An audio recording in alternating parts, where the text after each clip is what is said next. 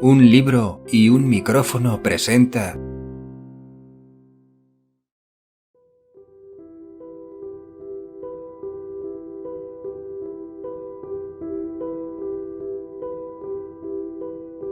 El retrato de Dorian Gray, una obra de Oscar Wilde.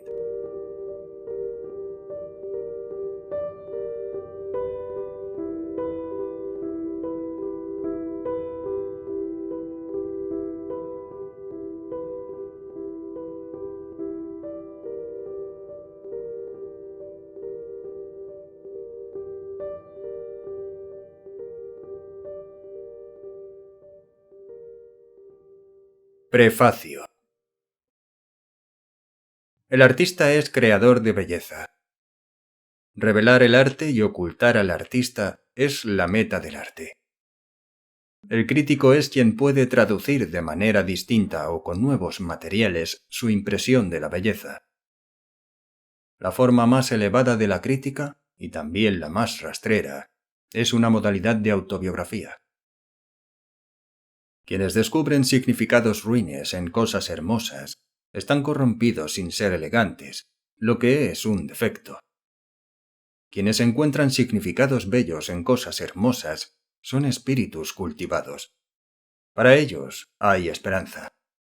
Son los elegidos, y en su caso las cosas hermosas solo significan belleza. No existen libros morales o inmorales. Los libros están bien o mal escritos. Eso es todo. La aversión del siglo por el realismo es la rabia de Calibán al verse la cara en el espejo. La aversión del siglo por el romanticismo es la rabia de Calibán al no verse la cara en un espejo. La vida moral del hombre forma parte de los temas del artista, pero la moralidad del arte consiste en hacer un uso perfecto de un medio imperfecto. Ningún artista desea probar nada. Incluso las cosas que son verdad se pueden probar. El artista no tiene preferencias morales. Una preferencia moral en un artista es un imperdonable amaneramiento de estilo. Ningún artista es morboso. El artista está capacitado para expresarlo todo. Pensamiento y lenguaje son, para el artista, los instrumentos de su arte. El vicio y la virtud son los materiales del artista. Desde el punto de vista de la forma, el modelo de todas las artes es el arte del músico. Desde el punto de vista del sentimiento, el modelo es el talento del actor. Todo arte es a la vez superficie y símbolo. Quienes profundizan sin contentarse con la superficie, se exponen a las consecuencias. Quienes penetran en el símbolo se exponen a las consecuencias. Lo que en realidad refleja el arte es al espectador, y no la vida. La diversidad de opiniones sobre una obra de arte muestra que esa obra es nueva, compleja y que está viva. Cuando los críticos disienten, el artista está de acuerdo consigo mismo. A un hombre le podemos perdonar que haga algo útil siempre que no lo admire. La única excusa para hacer una cosa inútil es admirarla infinitamente. Todo arte es completamente inútil. Oscar Wilde. Capítulo 1. El intenso perfume de las rosas embalsamaba el estudio, y cuando la ligera brisa agitaba los árboles del jardín, entraba por la puerta abierta un intenso olor a lilas o el aroma más delicado de las flores rosadas de los espinos. Lord Henry Wotton, que había consumido ya según su costumbre innumerables cigarrillos, vislumbraba desde el extremo del sofá donde estaba tumbado, tapizado al estilo de las alfombras persas, el resplandor de las floraciones de un codeso de dulzura y color de miel, cuyas ramas estremecidas apenas parecían capaces de soportar el peso de una belleza tan deslumbrante como la suya. Y de cuando en cuando las sombras fantásticas de pájaros en vuelo se deslizaban sobre las largas cortinas de seda india colgadas delante de las inmensas ventanas. produciendo algo así como un efecto japonés, lo que le hacía pensar en los pintores de Tokio, de rostros tan pálidos como el jade, que por medio de un arte necesariamente inmóvil, tratan de transmitir la sensación de velocidad y de movimiento. El zumbido obstinado de las abejas, abriéndose camino entre el alto césped sin segar, o dando vueltas con monótona insistencia en torno a los polvorientos cuernos dorados de las desordenadas madreselvas, parecían hacer más opresiva la quietud, mientras los ruidos confusos de Londres eran como las notas graves de un órgano lejano. En el centro de la pieza, sobre un caballete recto, descansaba el retrato de cuerpo entero de un joven de extraordinaria belleza.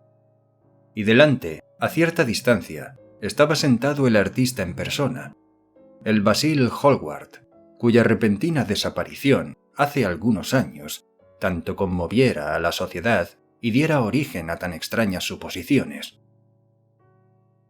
Al contemplar la figura apuesta y elegante que con tanta habilidad había reflejado, gracias a su arte, una sonrisa de satisfacción que quizá hubiera podido prolongarse, iluminó su rostro.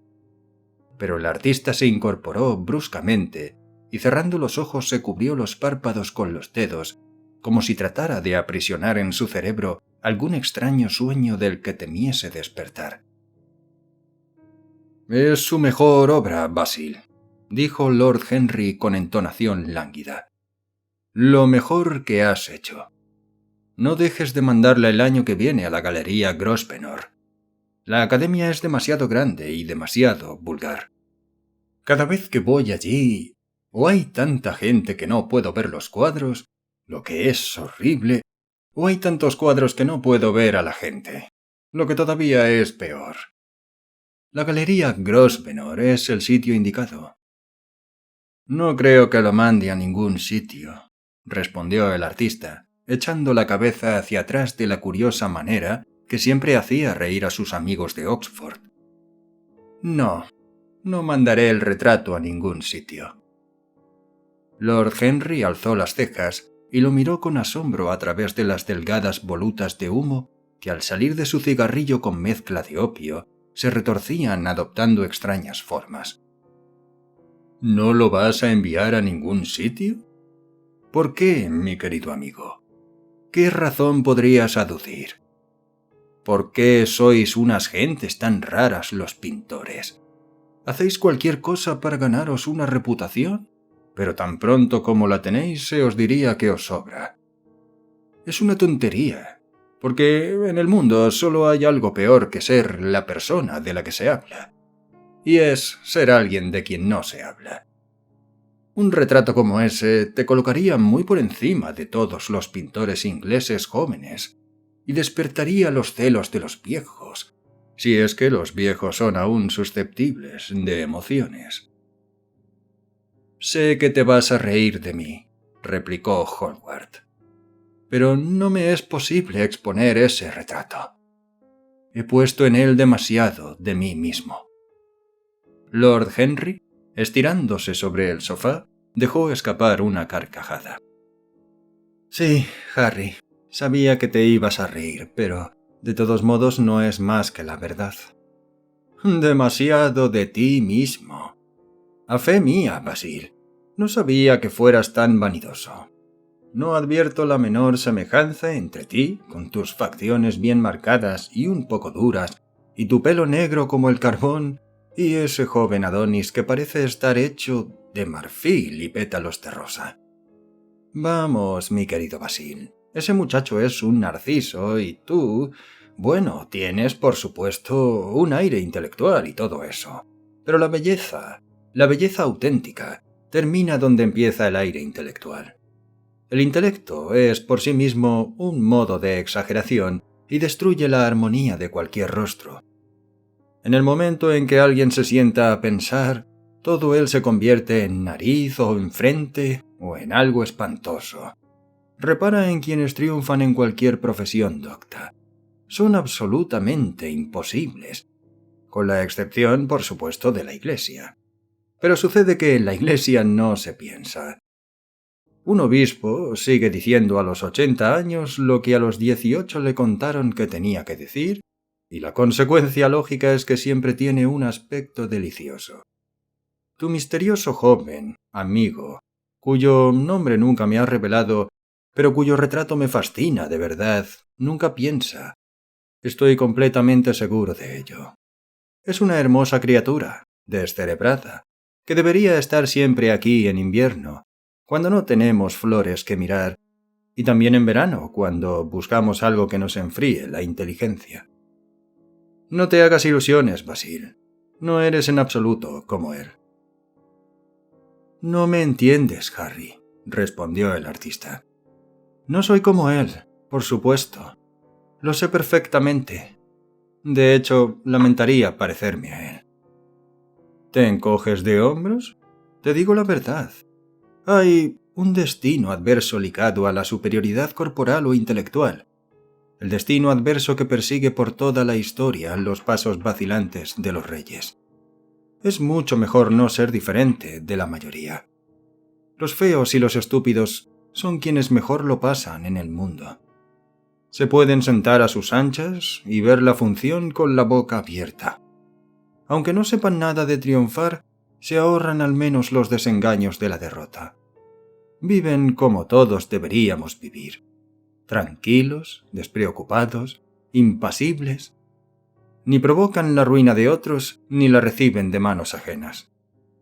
Tu situación social y tu riqueza, Harry, mi cerebro, el que sea, mi arte, cualquiera que sea su valor, la postura de Dorian Gray.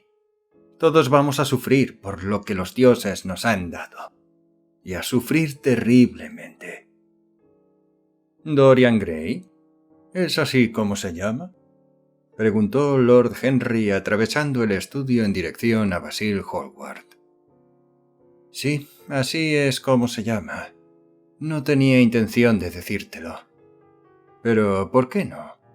No te lo puedo explicar. Cuando alguien me gusta muchísimo, nunca le digo su nombre a nadie. Es como entregar una parte de esa persona. Con el tiempo he llegado a amar el secreto. Parece ser lo único capaz de hacer misteriosa o maravillosa la vida moderna. Basta esconder la cosa más corriente para hacerla deliciosa. Cuando ahora me marcho de Londres, nunca le digo a mi gente a dónde voy. Si lo hiciera, dejaría de resultarme placentero. Es una costumbre tonta, lo reconozco, pero por alguna razón parece dotar de romanticismo a la vida. Imagino que te resulto terriblemente ridículo. ¿No es cierto? En absoluto, respondió Lord Henry. Nada de eso. Mi querido Basil, pareces olvidar que estoy casado, y el único encanto del matrimonio es que exige de ambas partes practicar asiduamente el engaño. Nunca sé dónde está mi esposa, y mi esposa nunca sabe lo que yo hago. Cuando coincidimos, cosa que sucede a veces, porque salimos juntos a cenar o vamos a casa del duque, nos contamos con tremenda seriedad las historias más absurdas sobre nuestras respectivas actividades. Mi mujer lo hace muy bien, mucho mejor que yo, de hecho. Él nunca se equivoca en cuestión de fechas, y yo lo hago siempre. Pero cuando me descubre no se enfada. A veces me gustaría que lo hiciera, pero se limita a reírse de mí. No me gusta nada cómo hablas de tu vida de casado, Harry, dijo Basil Hallward, dirigiéndose hacia la puerta que llevaba al jardín. Creo que eres en realidad un marido excelente, pero que te avergüenzas de tus virtudes. Eres una persona extraordinaria. Nunca das lecciones de moralidad y nunca haces nada malo. Tu cinismo no es más que afectación. La naturaleza también es afectación, y la más irritante que conozco, exclamó Lord Henry echándose a reír.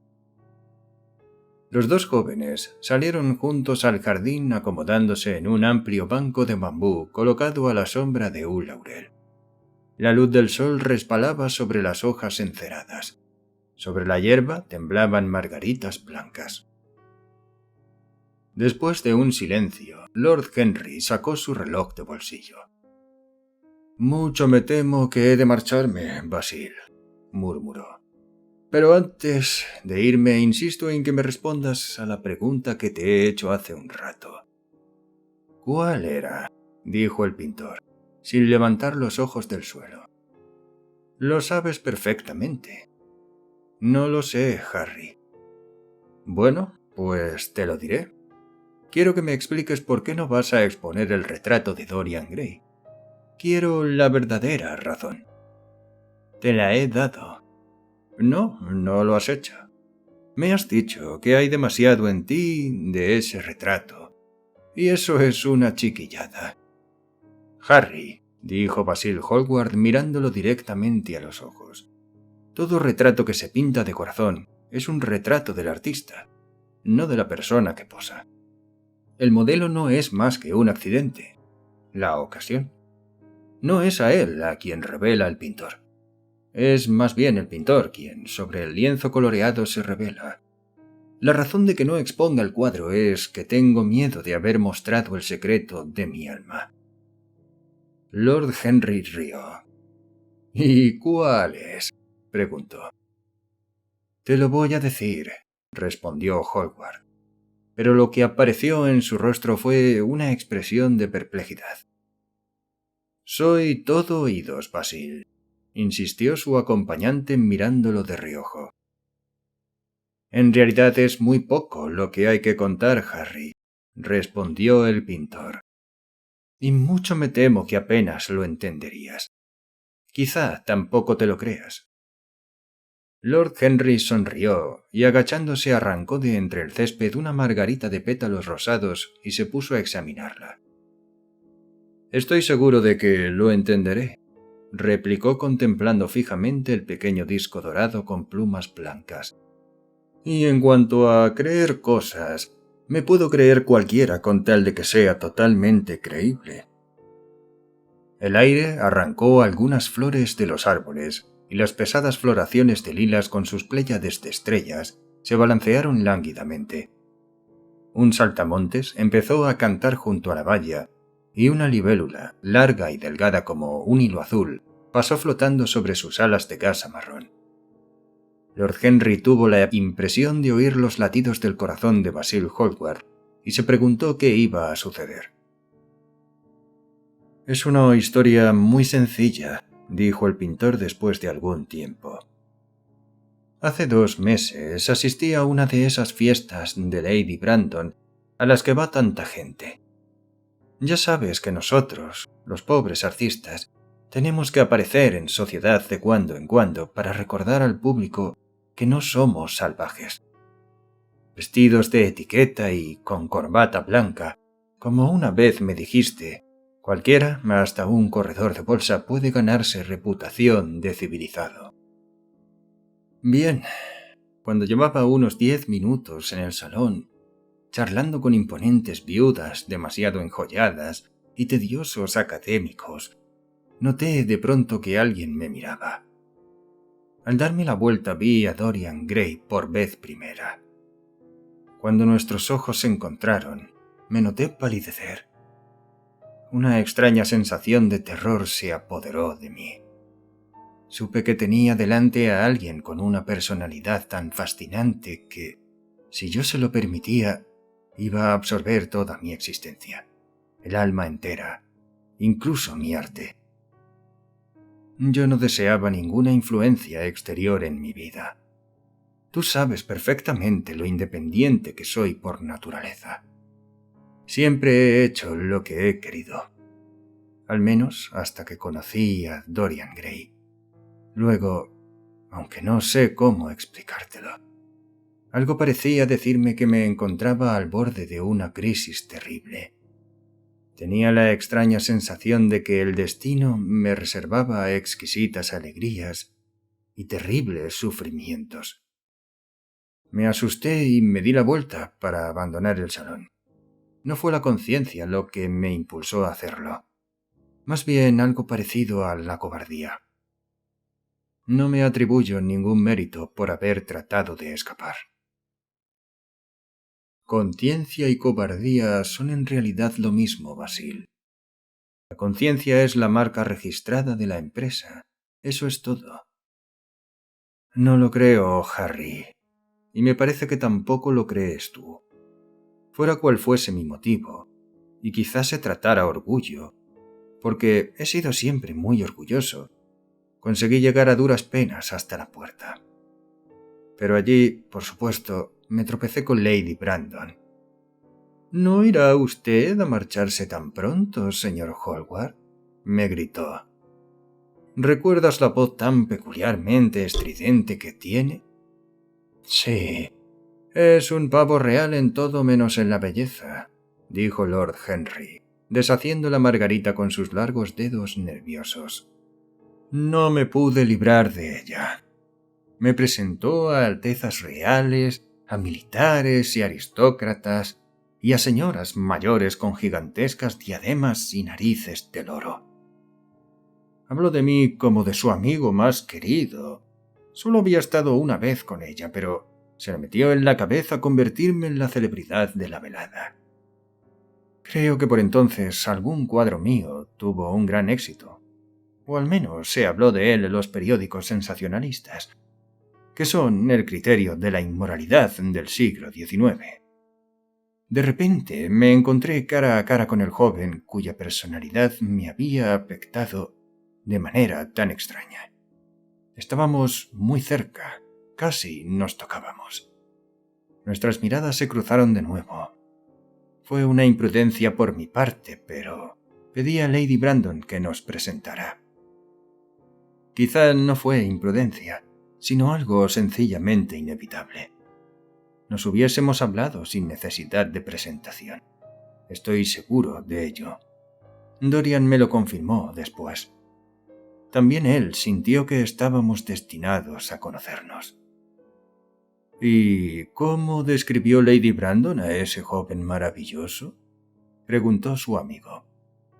«Sé que le gusta dar un rápido resumen de todos sus invitados. Recuerdo que me llevó a conocer a un anciano caballero de rostro colorado, cubierto con todas las condecoraciones imaginables, y me confió al oído, en un trágico susurro, que debieron oír perfectamente todos los presentes, los detalles más asombrosos. Sencillamente huí. Prefiero desenmascarar a las personas yo mismo. Pero Lady Brandon trata a sus invitados exactamente como un subastador trata a sus mercancías. O los explica completamente del revés, o cuenta todo excepto lo que uno quiere saber. Pobre Lady Brandon. Eres muy duro con ella, Harry, dijo Hallward lánguidamente. Mi querido amigo, esa buena señora trataba de fundar un salón, pero solo ha conseguido abrir un restaurante. ¿Cómo quieres que la admire? Pero dime, ¿qué te contó del señor Dorian Gray? Algo así como muchacho encantador, su pobre madre y yo absolutamente inseparables. He olvidado por completo a qué se dedica. Me temo que no hace nada. Sí, toca el piano. ¿O es el violín, mi querido señor Gray? Ninguno de los dos pudimos evitar la risa, y nos hicimos amigos al instante.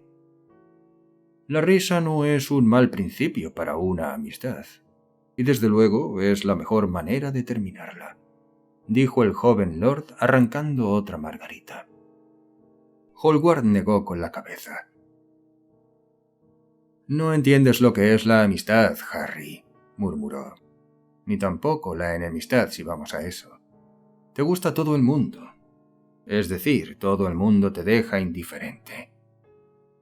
¡Qué horriblemente injusto eres conmigo!, exclamó Lord Henry, echándose el sombrero hacia atrás para mirar a las nubecillas, que como madejas enmarañadas de brillante seda blanca vagaban por la oquedad turquesa del cielo veraniego.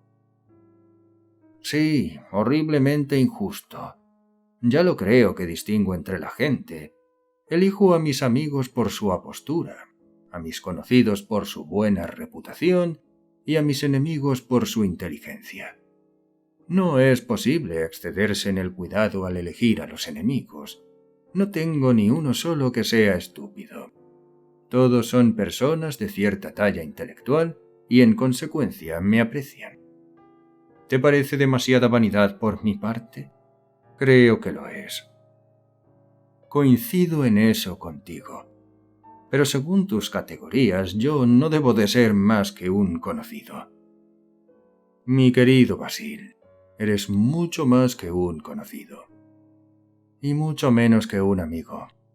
Algo así como un hermano, ¿no es cierto? Ah, los hermanos. No me gustan los hermanos. Mi hermano mayor no se muere y los menores nunca hacen otra cosa.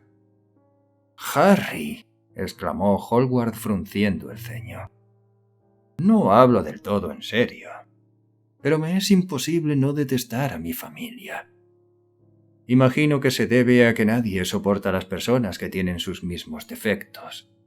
Entiendo perfectamente la indignación de la democracia inglesa ante lo que llama los vicios de las clases altas. Las masas consideran que embriaguez, estupidez e inmoralidad deben ser exclusivo patrimonio suyo, y cuando alguno de nosotros se pone en ridículo, nos ven como cazadores furtivos en sus tierras. Cuando el pobre Southwark tuvo que presentarse en el tribunal de divorcios, la indignación de las masas fue realmente magnífica. Y sin embargo, no creo que el 10% del proletariado viva correctamente. No estoy de acuerdo con una sola palabra de lo que has dicho. Y lo que es más, estoy seguro de que a ti te sucede lo mismo. Lord Henry se acarició la afilada barba castaña y se golpeó la punta de una bota de charol con el bastón de caoba. ¡Qué inglés eres, Basil! Es la segunda vez que haces hoy esa observación. Si se presenta una idea a un inglés auténtico, lo que siempre es una imprudencia, nunca se le ocurre ni por lo más remoto pararse a pensar si la idea es verdadera o falsa. Lo único que considera importante es si el interesado cree en lo que dice. Ahora bien, el valor de una idea no tiene nada que ver con la sinceridad de la persona que la expone. En realidad es probable que cuanto más insincera sea la persona, más puramente intelectual sea la idea, ya que en ese caso no estará coloreada ni por sus necesidades, ni por sus deseos, ni por sus prejuicios. No pretendo, sin embargo, discutir contigo ni de política, ni de sociología, ni de metafísica. Las personas me gustan más que los principios, y las personas sin principios me gustan más que nada en el mundo. Cuéntame más cosas acerca de Dorian Gray. ¿Lo ves con frecuencia? Todos los días. No sería feliz si no lo viera todos los días. Me es absolutamente necesario. ¡Extraordinario! Creía que solo te interesaba el arte. Dorian es todo mi arte, dijo el pintor gravemente. A veces pienso, Harry, que la historia del mundo solo ha conocido dos eras importantes. La primera es la que ve la aparición de una nueva técnica artística. La segunda, la que asiste a la aparición de una nueva personalidad, también para el arte. Lo que fue la invención de la pintura al óleo para los venecianos, o el rostro de Antinoo para los últimos escultores griegos, lo será algún día para mí el rostro de Dorian Gray. No es solo que lo utilice como modelo para pintar, para dibujar, para hacer apuntes. He hecho todo eso, por supuesto, pero para mí es mucho más que un modelo o un tema. No te voy a decir que esté insatisfecho con lo que he conseguido, ni que su belleza sea tal que el arte no pueda expresarla. No hay nada que el arte no pueda expresar, y sé que lo que he hecho desde que conocí a Dorian Gray es bueno. Es lo mejor que he hecho nunca. Pero de alguna manera curiosa, no sé si me entenderás, su personalidad me ha sugerido una manera completamente nueva, un nuevo estilo. Veo las cosas de manera distinta. Las pienso de forma diferente. Ahora soy capaz de recrear la vida de una manera que antes desconocía. Un sueño de belleza en días de meditación. ¿Quién ha dicho eso? No me acuerdo, pero eso ha sido para mí Dorian Gray. La simple presencia de ese muchacho, porque me parece poco más que un adolescente, aunque pasa de los 20, su simple presencia. Me pregunto si puedes darte cuenta de lo que significa. De manera inconsciente define para mí los trazos de una nueva escuela. Una escuela que tiene toda la pasión del espíritu romántico y toda la perfección de lo griego. La armonía del alma y del cuerpo. ¡Qué maravilla! En nuestra locura hemos separado las dos cosas y hemos inventado un realismo que es vulgar y un idealismo hueco. Harry, si supieras lo que Dorian es para mí. ¿Recuerdas aquel paisaje mío por el que Agnew me ofreció tanto dinero, pero del que no quise desprenderme? Es una de las mejores cosas que he hecho nunca. ¿Y por qué?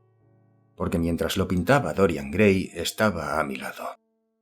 Me transmitía alguna influencia sutil y, por primera vez en mi vida, vi en un simple bosque la maravilla que siempre había buscado y que siempre se me había escapado. Eso que cuentas es extraordinario. He de ver a Dorian Gray. Hallward se levantó del asiento y empezó a pasear por el jardín. Al cabo de unos momentos regresó. Harry, dijo, Dorian Gray no es para mí más que un motivo artístico. Quizá tú no veas nada en él. Yo lo veo todo. Nunca está más presente en mi trabajo que cuando no aparece en lo que pinto. Es la sugerencia, como he dicho, de una nueva manera. Lo encuentro en las curvas de ciertas líneas, en el encanto y sutileza de ciertos colores. Eso es todo. Entonces, ¿por qué te niegas a exponer su retrato?, preguntó Lord Henry. Porque, sin pretenderlo, he puesto en ese cuadro la expresión de mi extraña idolatría de artista, de la que, por supuesto, nunca he querido hablar con él. Nada sabe, no lo sabrá nunca. Pero quizá el mundo lo adivine, y no quiero desnudar mi alma ante su mirada entrometida y superficial. Nunca pondré mi corazón bajo su microscopio. Hay demasiado de mí mismo en ese cuadro, Harry. Demasiado de mí mismo. Los poetas no son tan escrupulosos como tú. Saben lo sutil que es la pasión cuando piensan en publicar. En nuestros días, un corazón roto da para muchas ediciones. «Los detesto por eso», exclamó Hallward. «Un artista debe crear cosas hermosas, pero sin poner en ellas nada de su propia existencia. Vivimos en una época en la que se trata el arte como si fuese una forma de autobiografía. Hemos perdido el sentido abstracto de la belleza. Algún día mostraré al mundo lo que es eso. Y esa es la razón de que el mundo no deba ver nunca mi retrato de Dorian Gray. Creo que estás equivocado, pero no voy a discutir contigo. Solo discuten los que están perdidos intelectualmente. Dime, ¿Dorian Gray te tiene mucho afecto?» El pintor reflexionó durante unos instantes. «Me tiene afecto», respondió después de una pausa. «Sé que me tiene afecto». «Es cierto. Por otra parte, que lo halago terriblemente. Hallo un extraño placer en decirle cosas de las que sé que después voy a arrepentirme. Por regla general es encantador conmigo y nos sentamos en el estudio y hablamos de 1000 cosas. De cuando en cuando, sin embargo, es terriblemente desconsiderado y parece disfrutar haciéndome sufrir. Entonces siento que he entregado toda mi alma a alguien que la trata como si fuera una flor que se pone en el ojal, una condecoración que deleita su vanidad, un adorno para un día de verano». «En verano los días suelen ser largos, Basil», murmuró Lord Henry. «Quizá te canses tú antes que él.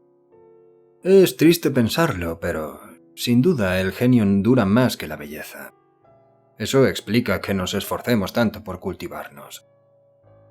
En la lucha feroz por la existencia queremos tener algo que dure, y nos llenamos la cabeza de basura y de datos con la tonta esperanza de conservar nuestro puesto. La persona que lo sabe todo, ese es el ideal moderno. Y la mente de esa persona que todo lo sabe es una cosa terrible. Un almacén de baratillo. Todo monstruos y polvo. Y siempre con precios por encima de su valor verdadero.